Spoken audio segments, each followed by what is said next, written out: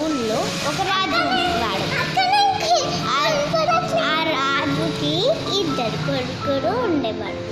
ఆ ఇద్దరు కొడుకులు ఒకరోజు ప్రయాణానికి వెళ్ళాడు.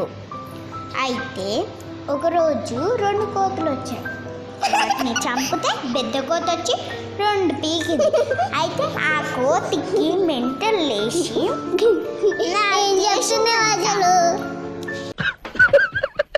ఇప్పుడు స్టోరీ కంప్లీట్. నాకు అర్థం కాలేదు సార్. ఇది చూడండి మా చెరి.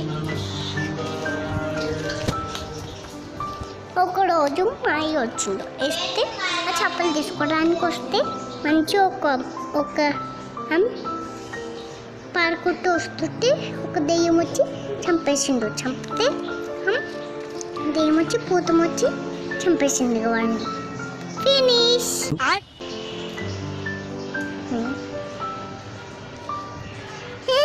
చెప్పిన